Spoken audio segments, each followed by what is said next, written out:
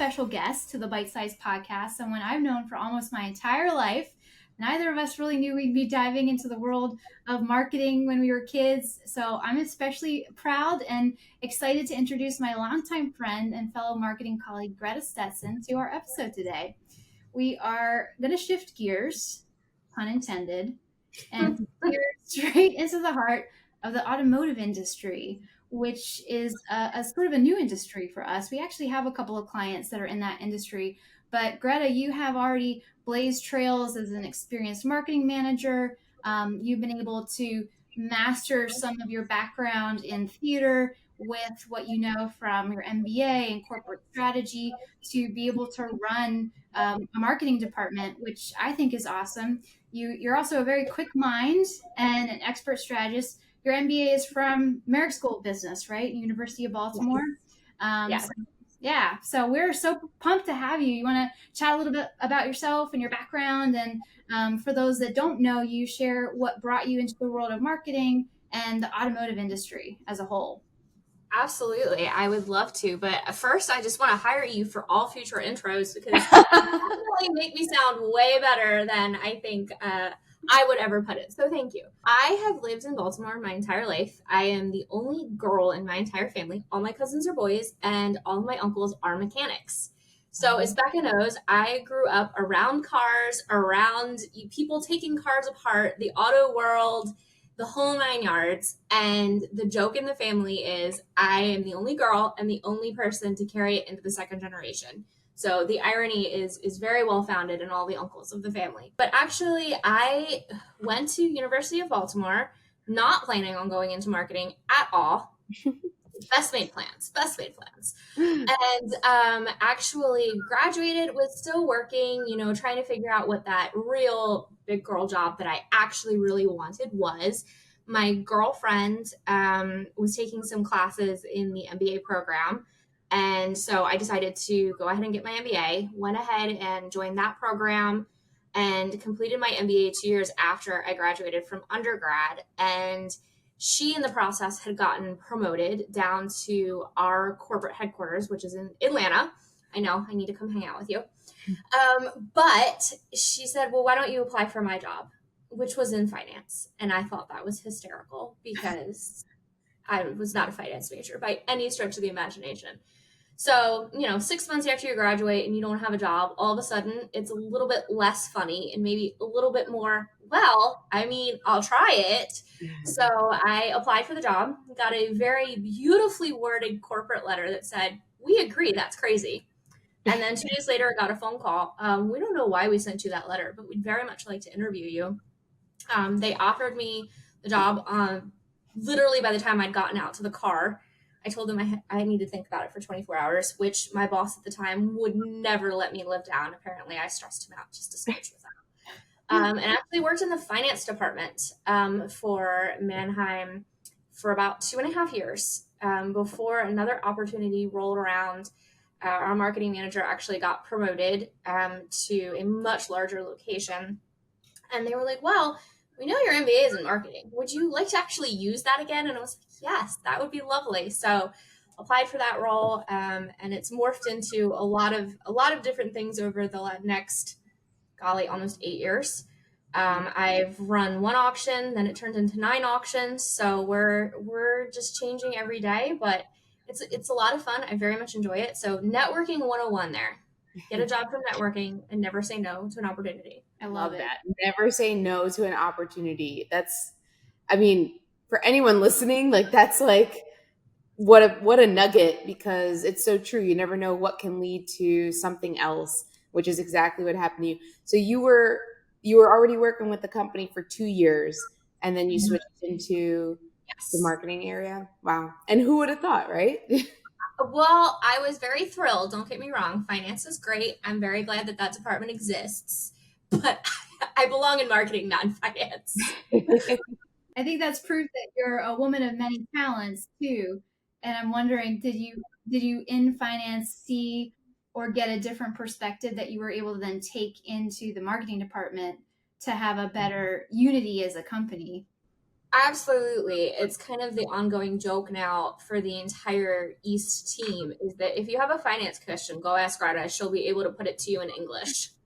So I do a lot of finance translating as it applies to marketing. Also, I think I'm the only finance manager or the only marketing manager that doesn't get grilled by finance as to explain their expenditures, because I actually used to reconcile the marketing account. So I know what happens when you do it wrong first-handed. And I am the first person to be like, guys, we got to do this right. Like, they're our partners. Let's be good partners. Like,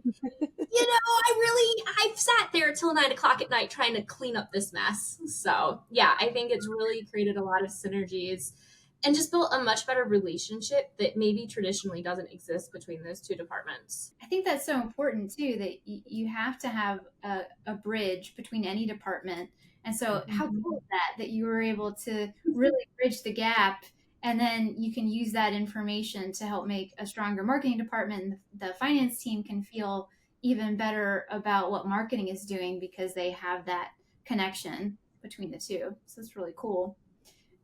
Talking about connections, I feel like 8 years ago, companies, businesses, no matter the industry, were still trying to be convinced to use digital marketing, especially social media marketing.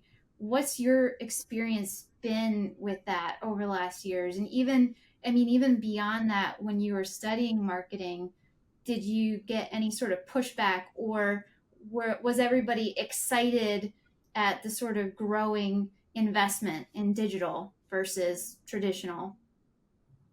I feel like academia is very much like the car industry. They're, let's say, 5 to 10 years behind in the times on certain things, and digital would be one of them. So I was very fortunate to have professors that were cutting edge, lived in the real world, were actual practitioners, not just educators.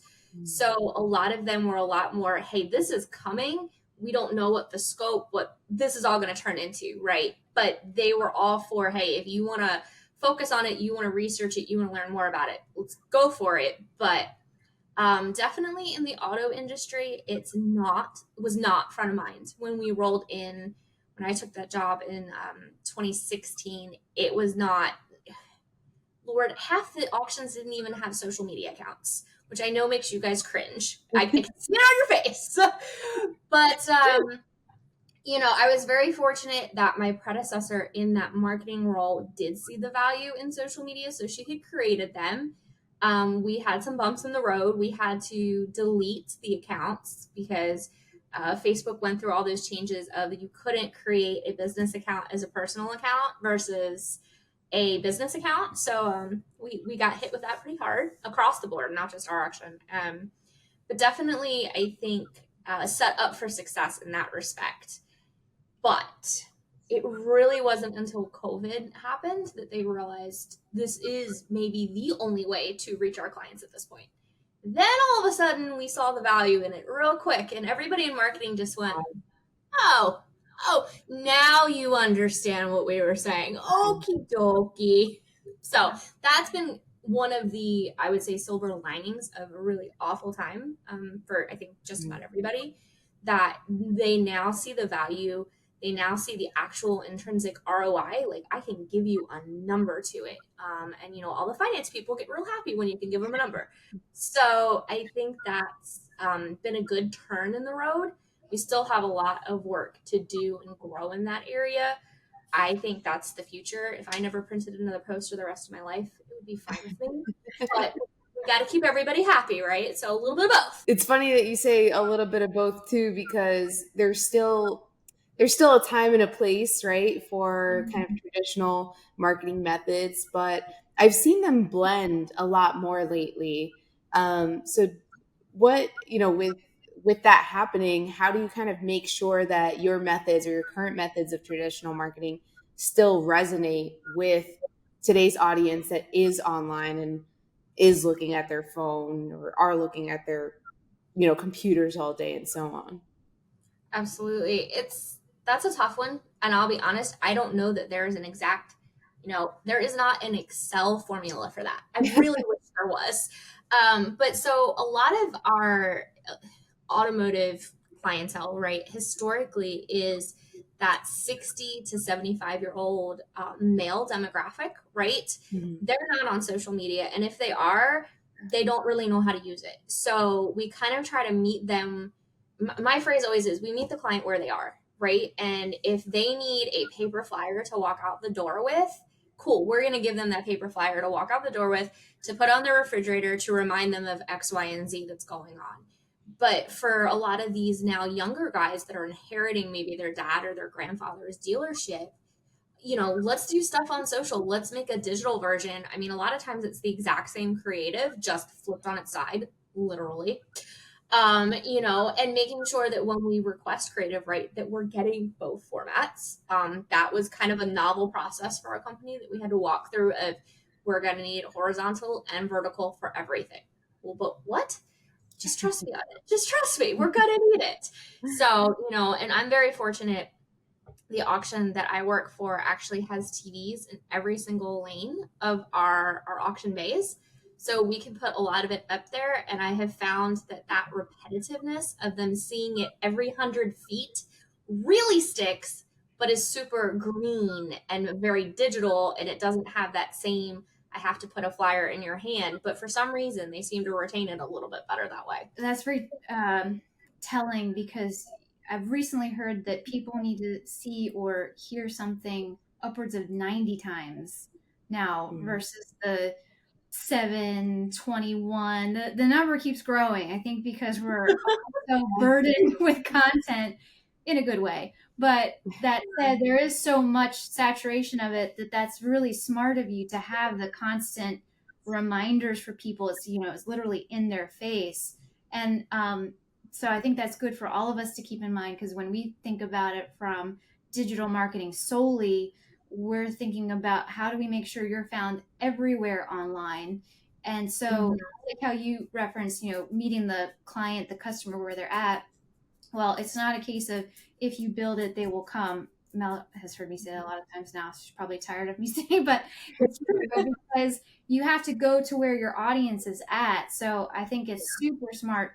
You're establishing a way for them to receive the information, and you're meeting them where they're at. And it's through various channels, same way that digital marketing, we want to make sure we're hitting multiple channels. But you touched on ROI a little bit earlier, and I wondered if we could explore that a little bit more, because we probably all heard the Gary V, you can get better ROI on social media than a billboard. And, one of his favorite quotes or phrases is, well, what's the ROI of your mother, right? Like, so invaluable, but sometimes there's no way to calculate all of the value that you get from a digital strategy, but yet you can actually calculate it so much better than you can a flyer, because how many flyers you printed, but did it actually convert the person? So I'm just curious, how do you like to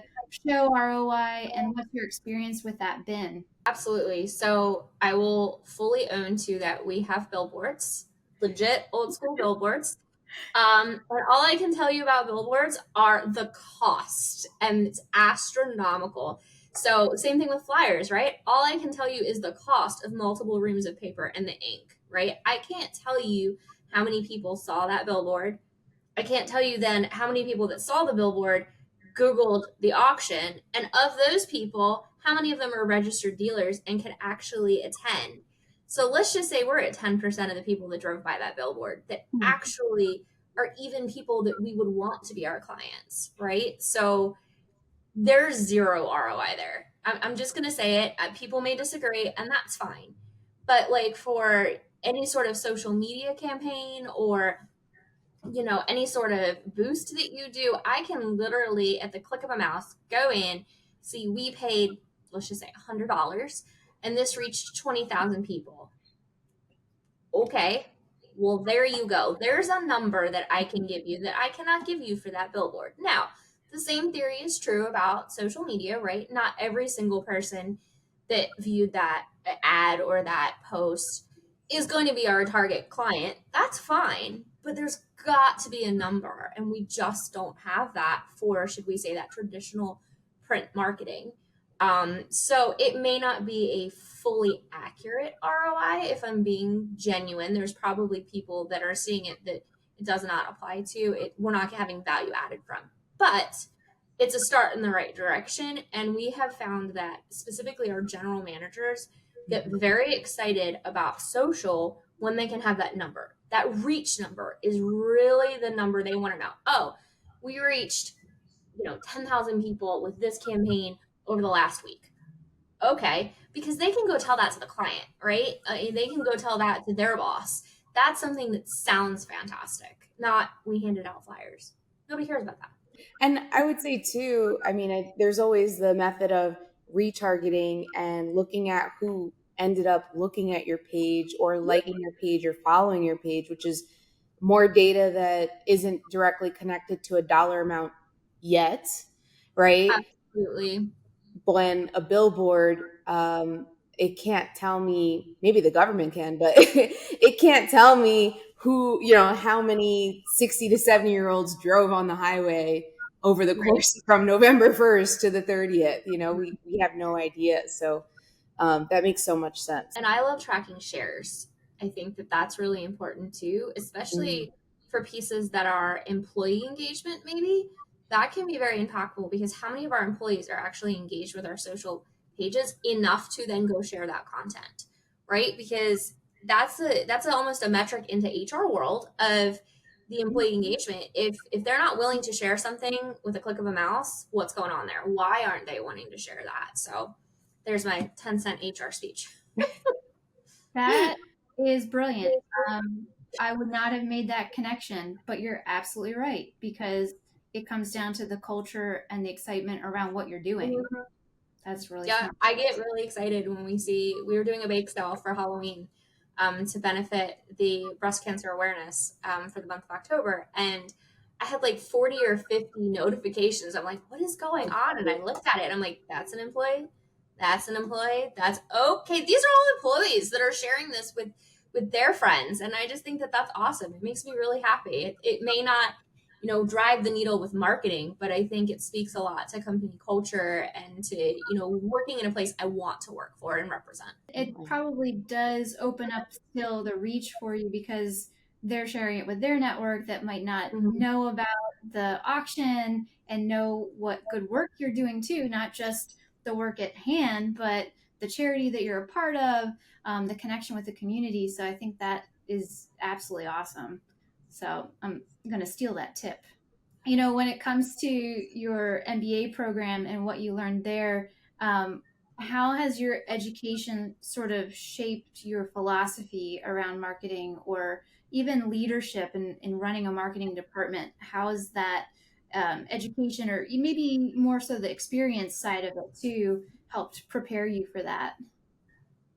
I was really fortunate. University of Baltimore was originally created to be a, should we say, working personnel school, right? So the average age there is somewhere between 40 and 60. It's much older than a traditional collegiate student. And because of that, when I went back and got my MBA, I was the youngest person in my class by like 30 years most of the time. So I just did my sponge routine and just soaked all of that real world practical knowledge up. I was very fortunate that I actually worked for the university at that point. I got into a program where if I worked for the school, they would pay for my MBA program. So I took full liberty of that and built those relationships with those faculty that I was working with. And, I don't know a whole lot of people who 4 or 5 persons that they worked for not almost a decade ago, they still talk to on a regular basis. I mean, my faculty mentor from grad school, Dr. Stickney, actually showed up to my 30th birthday party. Wow. And I mean, she's friends with my mother. Like, she sent my mom a card when my grandmother passed away. Like, that's just, they've become family. And that resource, you can't quantify. You can't get it out of a textbook. You can't get it from an HR business partner. I mean, it's invaluable. And she happens to be an HR business partner. So when I can't get a hold of ours fast enough, I'll be like, don't worry, we'll phone a friend option here. I'll be like, okay, what can I not say in this situation? And she'll be like, nothing. Just say nothing. That's your best option. I'm like, I knew you were going to say that. But it's really set me up, I think, so much on the leadership side. Obviously, I learned a lot about marketing too, but how to lead people, how to own things, right? Like, and my team will tell you to a fault, my leadership philosophy is very much the buck stops here, right? Like, I'm going to own it when it goes wrong every single time. I'm not going to make you go into a meeting and say, well, we can't do this. Blame me. That's totally fine. Greta said we can't do that. Like, sometimes it gets me in trouble. My team has actually told me that I need to like let the buck pass a few more times, but I'm like, wait, that's not your job. You don't have, shouldn't have, let's say you shouldn't have the stress of dealing with that. That's why we get paid. Well, in theory, that's why we get paid.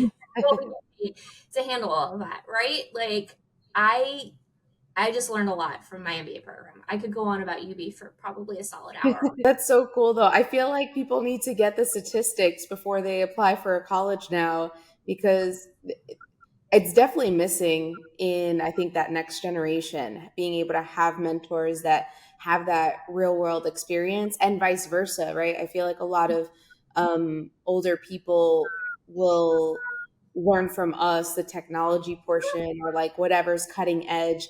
And I mean, they're sharp still, there's plenty of people that I'm like, that I've learned from, and I'm like, oh man, when I'm 60 or when I'm 70, like I still want to be cranking like this person for sure. Absolutely. Well, the one thing that I was going to say too is, speaking of, education and even continuing education, the automotive industry itself is definitely known for its speed, its innovation, and marketing, and especially digital marketing, also needs to be speedy and innovative. How do you keep up with the times? How do you keep up with that education and make sure that these marketing strategies remain cutting edge for what's happening in real time in the world? Well, as Becca could tell you, I am a bit of a bookworm. She's known this since I was 6 years old. Always have my head in a book. So I am very fortunate to work for a company that will financially support that habit. They are always offering opportunities. So, here's this book about this new trend or this new thing, or this, we think this might be the next big thing. Go buy this book, read it. I actually just finished reading Smart Brevity, which is part of the Axos team. We're somehow involved. Cox owns part of them. We own part. It's all very complicated. We're involved in a lot of things. But it was really interesting of how we communicate, right? Less is more. And we're all very not necessarily attuned to that. We're used to, especially those of us that came out of higher academia, we're used to writing a 22-page paper. But could that same thing have been said in a 2-page paper? And so we've been implementing that across our company a lot with, we submit weekly wins. Can we take what used to be 15 paragraphs and turn it into maybe 1 or 2 very concise, to the point, data-driven bullet points? And you read it and you go, well, I got the same information without all the fluff. And it's hard. It's really hard to do. But so that's kind of one of the things we've been working on implementing.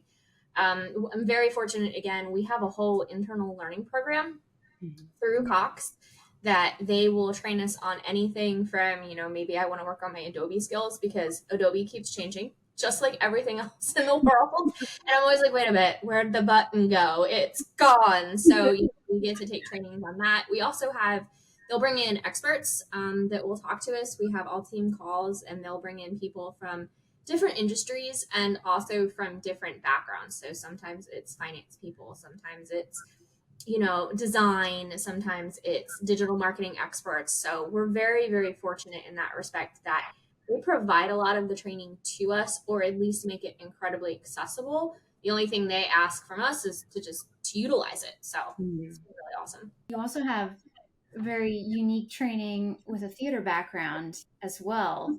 Have you had to leverage that at all in the marketing realm, or even, leadership? Both. Also leadership. Yes, very much. I've perfected the art of, it looks like I am not dying on the inside, but I'm dying on the inside because of what you're saying. Yes. I think something theater prepares you for, or at least the style of theater that we grew up around, Becca, is the ability to, have that off the cuff request that you're like, where did this even come from? And instead of like that freak out of, I don't know what I'm going to do. You go, okay, cool, not a problem. I mean, it's like improv every single day. You go in, you tackle it, and you make it happen. And I think that it very much comes from that theater background. Also, the customer, being able to interact with the customer, remain calm with the customer. I think we learned a lot of that from our theater backgrounds. I also, according to everybody I work with, the theater background has something to do with how I decorate the auctions for all the holidays. So I think they appreciate that as well. Wait, so are you guys decorated for Halloween? We are. Christmas is the big one. Ooh. We decorate, we have lights. So we just have tons of open space in the auction. So we hang like the icicle lights down from all the counters. So then we have a huge tree, and yeah, it's just, and you know what? It's fun because the clients come in and the employees come in and they all get really excited. So it's part of the whole client experience thing. I love that though. It's the experience, right? You want clients to have a good experience. You want the team to have a good experience. It's all encompassing and inclusive. And how great is that? I like to think of marketing as an experience too, because you want people, whether they're leads or they're clients returning, you want them to understand what kind of experience can I expect when I go to the automotive auction, or when I sign up for this service, or when I buy this product. So I think you've tapped into that, and it's really cool that you're able to celebrate that as a whole company as well. Is that your favorite time of the year to decorate, the Christmas time? It is. We kind of go a little crazy. I'm campaigning silently for another Christmas tree or two. Chad, if you're listening to this, just give me the Christmas tree, please. Give her the tree. Give her the tree. But yeah, it's actually funny. We do it the weekend after Thanksgiving, and it's become a thing where they're like, the elves show up. So the first year I did it by myself, and my dad heard about that and was very concerned, because he's like, you're climbing around on ladders and counters. He's like, that's how people fall.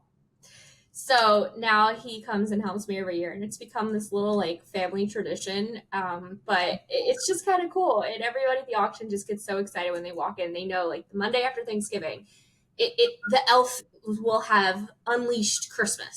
So what would you say is like the most challenging part of that? You've done it obviously a few times, but what's still maybe a challenge that happens throughout those events? And I'm sure it's not just decorating, it's all the aspects of. I think the most difficult part of the event is twofold. It's almost the letdown from it, right? Like, you work so hard, you're so geared up for something. It's like that kid getting ready to go on the vacation, and then when it's over, you're like, what? That's it? What? So there's almost that you put your heart and soul into something, and then it's really not something that's yours. You're not walking away with anything from it. So that part can be, I think for me, because I care so much, can be very difficult and a little bit of a letdown. And then the other piece that I think, especially with event marketing, that's been a struggle for me is just making sure everybody knows what's happening that day, right? When you have that many moving pieces, and you have hundreds of clients on site, and you have hundreds of employees doing multiple different things at multiple different times, after 10 years of doing this, I've learned you need to have an Excel spreadsheet that has every single thing that's going on, where it needs to be, where all the things are, who they need to go to, what time they need to do it, that granular level of detail. But it took a few whoopsies to get that system perfected. Whoopsie. Do you want to share? Sure. I'm trying to think of some of the more bizarre things that have happened. It doesn't sound bad until it sounds bad, but we had one promo that just never got handed out. Like, I came back into the office at the end of the day, and I'm still sitting there, and I'm like, did we just decide not to do that? Okay. And it's interesting, Becca. It goes back to our theater background. And I've learned with big events, no one sees the mistakes except for you. Like, no one else knows that wasn't supposed to happen. And I've learned that if I act like it was part of the plan, everyone else assumes it was part of the plan, and nobody asks questions. And I'm like, this is great. little psychology in here. We'll just keep the ball moving. But no, I mean, it's a process. And I think when you accept that something is going to go wrong and just kind of embrace it for what it is, and learn from those things that go wrong. Because sometimes we've said, hey, it went wrong in theory, but in actuality, that works better. Let's do that next year deliberately. So kind of embracing change. I mean, you've said multiple times, Melissa, that the auto industry is very fast paced and changing. It's one of the most constant things is change, and being willing to take that feedback and make changes personally, professionally, or just for the whole event is the only way that you stay relevant. Makes sense. And so another question about kind of, even leading all of these different moving parts, managing accounts, managing clients, managing the team. It's a juggling act, essentially. So, how do you prioritize, or do you have any tips for helping someone prioritize throughout the day, week, month, just to make sure that everything that needs the right attention is getting the proper amount of it, and you're not spreading yourself too thin, right? So that you can be available for the most important things. Absolutely. So it's kind of threefold for me. I am big onto still actually having a paper planner and literally writing stuff down. I find that writing that down helps me to remember, but I do also do a lot of calendar invites. That's kind of how I help the team.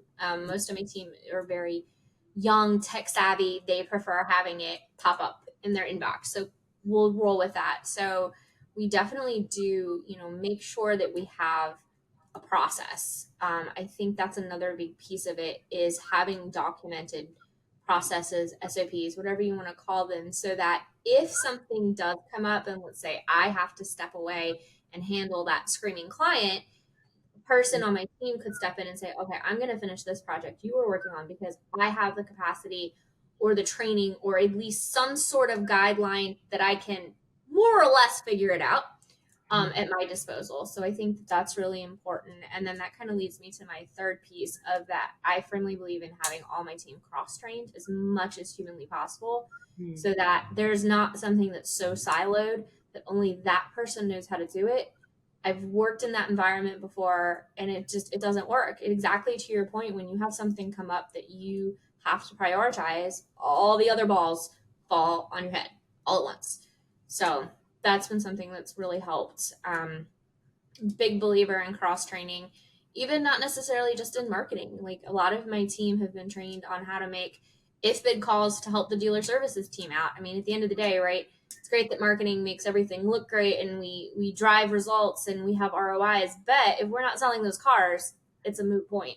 So, if they need to hop in and help, put some of those deals together, let's make sure that's maybe our priority this day, not necessarily what we traditionally do. So I have a background in sales and marketing. So it's funny because it's like, well, yes, we have sales and marketing, or sales and like operations, but at the end of the day, everything is sales, right? You're always selling yourself, or you're always selling an idea. Marketing is selling an idea or a thought, or, a product, maybe through visuals and so on. So I actually love the word cross training. I haven't used that yet with our team, Rebecca, but that's essentially what we love to do, is just educate, and whatever is new, we'll figure it out, right? There's always some sort of educational resource out there that we can always look at. So that's big. For anyone who is looking to dive into the world of marketing, or maybe even particularly in automotive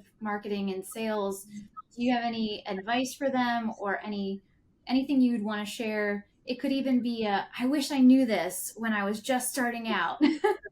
Oh my gosh. So my I wish I knew it moment when I first started in this role, because I was told a lot of things about our sales team, is if you are in marketing and you do not have a good relationship with sales, you are only setting yourself up for failure. So don't do it. The first person you need to befriend is your sales partner, whether it be your sales manager, the whole team, whatever you need to do, because you are going to fail without them in your best back pocket.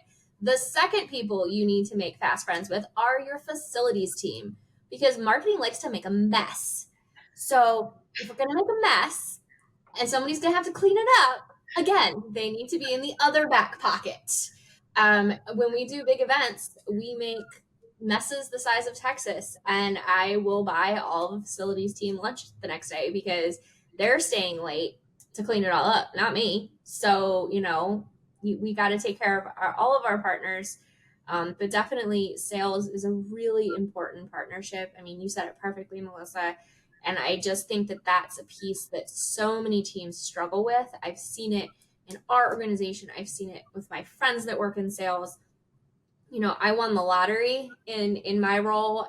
We got a new sales manager about 2.5 years into me being in the marketing role, and she has now turned into one of my absolute best friends. And I don't know what I would do without her. And if she ever leaves, I will quit. We all are very aware of this. She was actually out on maternity leave. She had her first baby last month, and it was like, how many more days? How many more days? I love your baby. He's the cutest baby I've ever seen. But how many more days? I'm like, I can't do this. I need you back. But I mean, it's a real testament to that partnership, right? And when you have it out of balance, the whole thing just starts to fall apart again. And I'm reminded of how lucky I really am. So thank you, Kay. You are amazing. I think that's awesome. I love it. I'm curious, as we start to wrap up, not just speaking to future marketers, but speaking to the future, where do you see automotive sales, automotive marketing? Where do you think that's headed? Any predictions? So the big curveball that nobody wants to talk about in the auto world is the fully electric vehicles, right? We know it's coming, but to bring them and resell them in the auction is a totally different beast. I mean, just the logistics, right? You have to be able to charge those vehicles. That takes more than just putting up a charging port, as we're finding out. You have to have all of the electrical components. You have to have all the right zoning.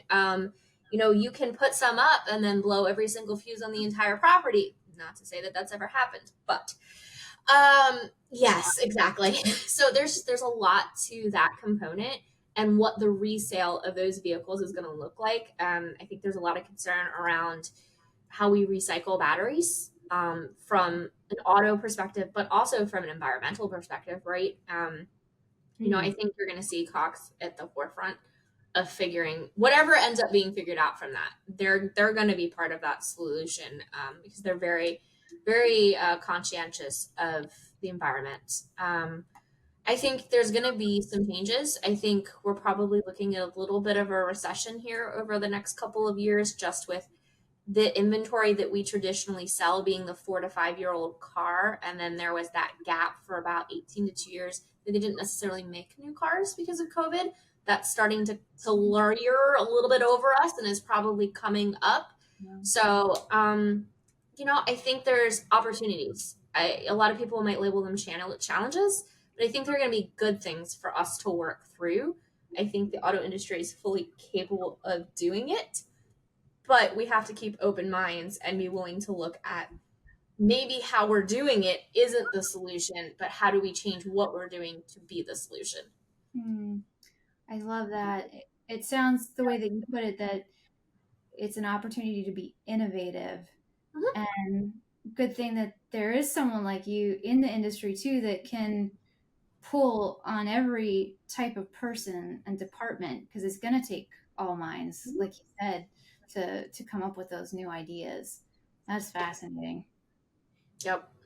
Yeah, that's huge. I definitely didn't see. Now I'm like, I'm gonna go Google some of these different aspects. We could go a whole other hour probably. But, I won't do that to you. I'll respect your time. If you ever want to talk about it, just call me. That's so cool, and that's really interesting. I'm really interested in seeing where that'll go, even in the next 5 years. But we are coming up on our time, and I do have my infamous quick fire quiz for you. So it's going to be the first thing that comes to mind. A couple different options just to get to know you a little bit, or whoever's listening to get to know Greta just a bit. So the first one is, I don't know what Rebecca just took a sip of, but for you, coffee or tea? What's your preference? Tea. Tea. Morning person or night owl? Night owl. Night owl. one of my own. Beach vacation or mountain retreat? Beach vacation. Okay. Myrtle Beach. That's right. I forgot. Comedy or drama? Oh, drama all the way. Text or call? Ooh, text. Okay. Well, do you do the voice notes on the text too? Yes, 100%. No. I hate voice notes. I can't listen to them. My phone rings so much all day. I'm like, this could have been a text message that took me 10 seconds, and I could have solved your problem in another 5. Sweet or savory? Savory. Savory. Travel back in time or into the future? Travel back in time. Cool. Particular time period? Tudor England. I'm pretty sure Becca could have called that one. Cheeseburger or sushi? Ooh, sushi. Sushi.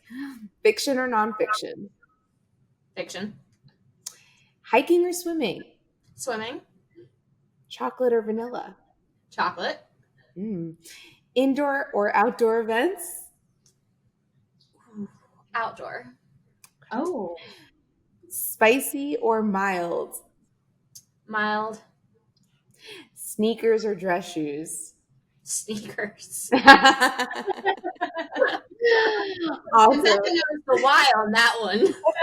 Yeah, I could have called that since 2020. I'm like, makes sense. Well, thank you so much for joining us today, Greta. We want to make sure that people can find you online. Do you have your socials or anything? We can definitely list them in our links, with the podcast. But where would you want people to find you online? Absolutely. I am out and about on LinkedIn. I would love to connect with anybody. If anybody wants to learn a little more about what I do, I'm always happy. There were lots of people that opened the door for me, and I would love to be able to open the door for people behind us. Awesome. We'll make sure that we link that for you. Thank you so much, everyone that's listening, for tuning in to the Bitesized Podcast for strategy in snack size.